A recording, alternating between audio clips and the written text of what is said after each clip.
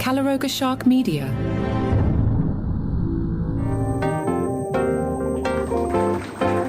I realize that on today's show, I'm going to sound like Silky Johnson, winner of the Haters Ball. Hello, I'm Johnny Mac with your daily comedy news. I hate you. I don't even know you, and I hate your guts. I hope all the bad things in life happen to you and nobody else but you.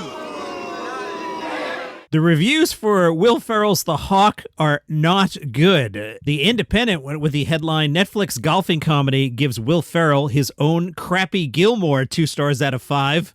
The Hollywood Reporter said, you might think it would be impossible for a TV show featuring Will Ferrell, Molly Shannon, Jimmy Tatro, Fortune Feimster, Chris Parnell, and David Hornsby not to generate at least a few laughs. Perhaps the biggest issue is that everybody's essentially playing the type. Fortune Feimster is more or less the same filterless eccentric she played on shows like FUBAR or the short-lived Mindy Kaling sitcom Champions. Chris Parnell imbues his PGA board member with the same disarmingly perky charm he's been peddling for decades. Molly Shannon is perhaps the standout, though even her withering scorn is nothing new. No one feels real, least of all Ferrell. They add, Ferrell is a performer whose glory days have seemingly passed, where he once ruled the box office. Now he's grinding out a comeback on Netflix. The New York Post said Will Ferrell's The Hawk is a pale imitation of his earlier work. He's been all over the place doing outrageous antics to promote it. It's a shame he didn't seemingly put that effort into making sure the show wasn't a dud. It's a story that might have made for an amusing yet forgettable 5-minute Saturday Night Live sketch. It's tedious as a 5-hour series. At the very least, it's obvious that his skills are best for a movie, not stretched across a 10-episode series. The Hawk is painfully unfunny. The Daily Beast said 20 years ago, The Hawk would have been a 90-minute theatrical comedy. Today, it's the latest feature film idea to be overextended to the point of mirthlessness. Will Ferrell was at last week's ESPYs, which will give us a nice, smooth transition to our second target today, Marcello Hernandez. Now, you might be wondering, hey, John, what if we took the unfunny Will Ferrell and put him on stage with the unfunny Marcello Hernandez? What might that sound like? Well, I have a clip for you. I have edited this for pacing so you don't lose your mind and turn off my podcast. Warning, I know that this clip is bad. I know that this clip is going to make you want to hit skip. But to illustrate today's theme, I have to play you the clip. Here's Will Ferrell with Marcello Hernandez, who does one thing. As a Latino, it's very important for me to represent my community every chance I get. And I'd like to take a moment to do that now in a special way. For the first time in the history of the ESPY Awards, I am going to present an award entirely in Spanish. I just thank you, yes, thank you. I just don't want anybody to feel left out, so I just need a translator. Can anybody? Yeah, I'll do it. I can translate for you. Are you sure? Will Ferrell? Yeah. You speak Spanish? Yeah, sure. Okay. Yeah, of course I do. All right. There you go. Come on I up. was in a little Spanish film. Yeah, Will Ferrell. Yeah, I'm happy to. I was in a little Spanish film called Talladega Noches. Okay. So yeah. All right. Yeah, let's do this. Sure. Okay. Yeah. All right, here we go. Damas y caballeros, es mi honor esta noche poder presentar este premio tan importante. Hey, everybody. What's up, gang? We feeling good? I'm excited to present this next award here in the world's greatest sports arena, Madison Square Garden. Can I get a what?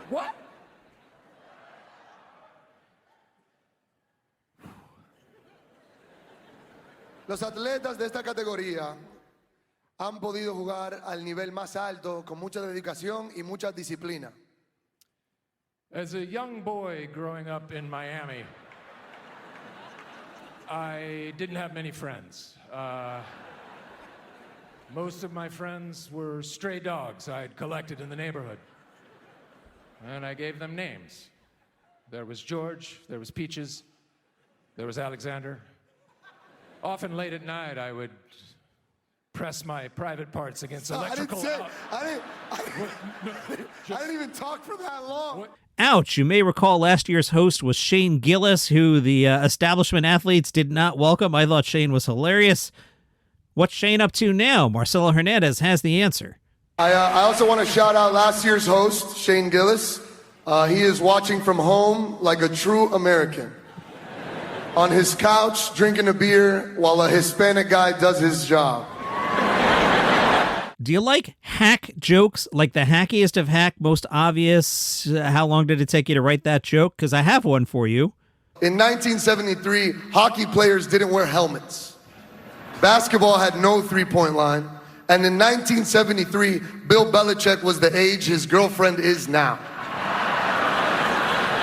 Wow, that's pretty hacky there. Marcello then turned his attention to the Knicks. Now, on the video of this, Jalen Brunson made the face that Taylor Swift should have made at the Joe Coy joke way back when. Jalen did the ha, that's funny, but you can tell he did not find this funny because it's not funny. And Jalen Brunson, Rick Brunson's son, got to win an NBA championship with his dad as the coach.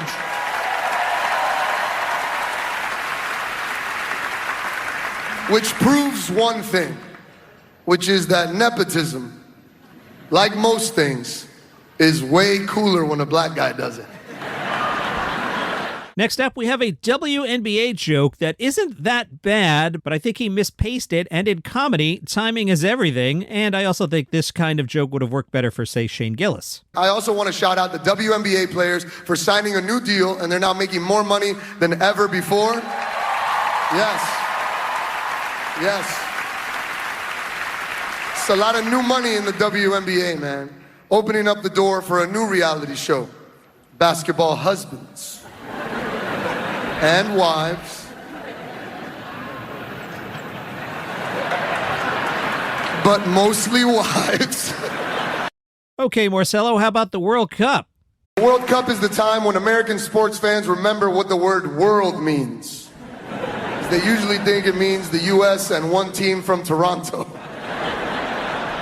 I will say it has been amazing to see Americans learn about soccer and Europeans learn about ranch dressing.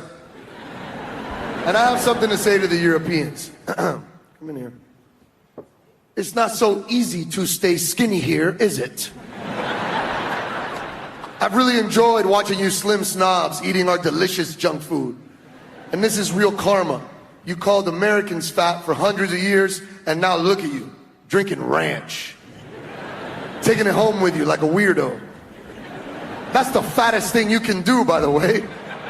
Wow, that is just bad. And you might be saying, Johnny Mac, you're just such a hater. Surely Marcello Hernandez must have had one good joke. And you're right, he did have one good joke, and here it is. Congratulate one player. I want to congratulate Caleb Williams, the quarterback for the Chicago Bears, who will be on the cover of the new Madden video game. Congratulations to Caleb. Yeah. And Tiger Woods will be on the cover of Grand Theft Auto. Carlos Mencia told the California Post, all I did was not pay my taxes. Being arrested, the guns, that was a very shocking thing. I was compared to Al Capone. All I did was not pay taxes. I never cheated on them. I never got paid in cash. I never didn't sign a 1099. How much money I made will come out because I never hid that. Carlos showed up in court, so what do you wear in court? You dress up nice, you wear a suit, you try and look professional. Carlos wore a University of Oregon jacket and a t-shirt emblazoned with the words, super funny. Now, I'm not a judge, but I probably wouldn't have reacted that too well. But again, I'm up for winning the haters' ball this year up against Silky Johnson. Mencia's attorney argued that Carlos should be able to list his L.A. estate in order to help pay his over $300,000 tax bill. The attorney also attempted to unfreeze assets from Mencia's bank account so he could pay living expenses and his attorney fees. I could see why that might be important to the attorney. The judge ruled that Carlos could list his Encino mansion, believed to be valued at over $4.5 million. The judge also allowed for $100,000 to be taken from the bank account. Carlos told the California Post, at the end of the day, we're going to take care of this. It's how we got there that's a little painful from a psychological and physical standpoint. They got what they wanted. They got the attention of this issue from me, so it is what it is. Dane Cook, serious actor? Perhaps. Jeff Barker, who's that? He's the father of Obsession director Curry Barker and a screenwriter. Jeff Barker is writing and directing his own psychological horror short film, Medium Rare. It will star Dane Cook. Medium Rare follows a man trapped inside a bar where reality begins to unravel in increasingly disturbing ways. Perhaps Dane Cook's character is forced to watch The Hawk.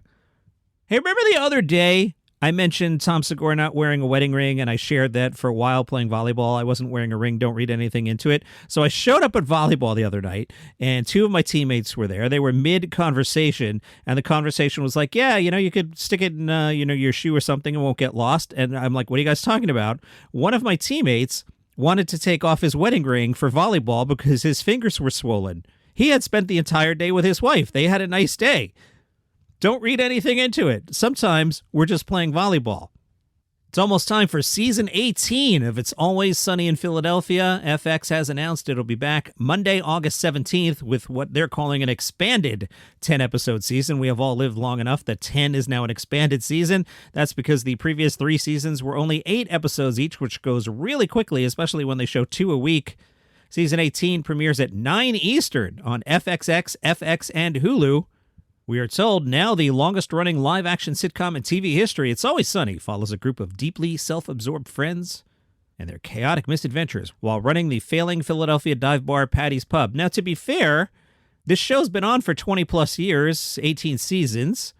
Is the bar failing? Because it's been a steady business for 2 decades. I mean, how long do they have to own this thing before we consider it a successful business?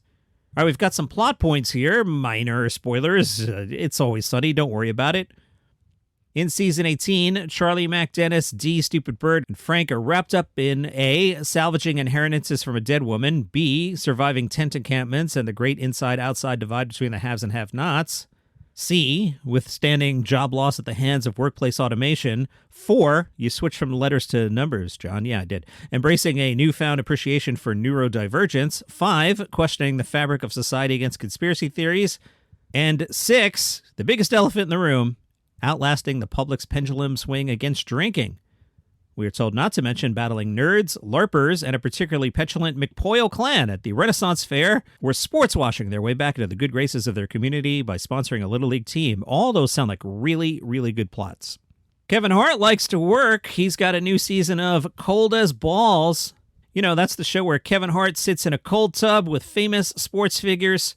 They were getting ready to film new interviews live at Fanatics Fest in New York over the weekend. Guests were scheduled to be Serena Williams, Rob Gronkowski, Cooper Flagg, Sean O'Malley, Zlatan, you know, the guy that basically ran Alexi Lalas out of town on World Cup coverage. We all love that guy. And I Show Speed. Now, as cool and hip as I am, I had to Google Sean O'Malley, who apparently currently competes in the bantamweight division of the Ultimate Fighting Championship. So although I don't know who he is, I'm sure MAGA comedian Nate Bargatze's familiar with Sean O'Malley. Can I talk about that for a second? I was thinking about this. Can I be honest? If the President of the United States wants to come on this show, he's coming on.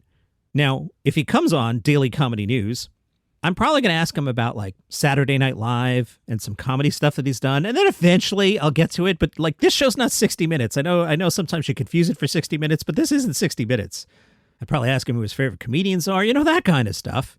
And then maybe at the end, I could be like, hey, you know this thing with the war? You know, I might get that in at the end. And then you guys would all be like, MAGA podcast host Johnny Mac had the president on. But meanwhile, I'll have the #1 podcast that week. You know, we could probably talk about late night. I'd be like, hey, Mr. President, you know, what's your deal with Jimmy Kimmel? And then he'd say his stuff. And I'd be like, now, the one thing I do agree with you on, Mr. President, is 12:30. This Seth Meyers thing, it's got to be better, right? And then he would say some stuff, and I'd be like, that's right. Make 12:30 great again. Then he would laugh. And then I would ask him about Colbert, and then you guys would be like, come on, how come you're not asking him about election interference? And I'd be like, I'm a guy in the basement. What do you want me to do?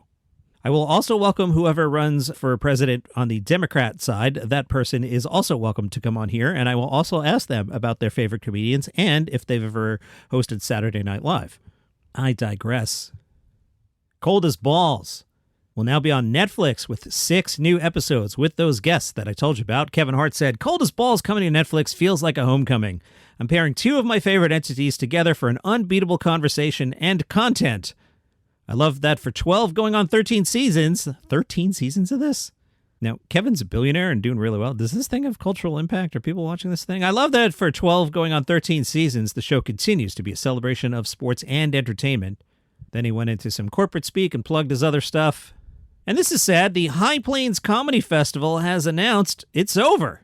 Festival organizers posted on Facebook, all good things must come to an end. And man, has High Plains Comedy Festival been good after 13 years and a dozen amazing festivals, we're calling it. Founded by comedian Adam Clayton Holland. High Plains focused on local comedians and national comedians. The announcement said, we'll be taking the next few months to say goodbye. We want to see your favorite picks from High Plains over the years, so post them and tag us or email them to info@highplainscomedy.com. They're going to host one last official party, a blowout show, Saturday, November 21st at the Skylark Lounge on South Broadway. performers TBA. Sorry to hear that, fellas. And that is your comedy news for today, Hater Edition. See you tomorrow.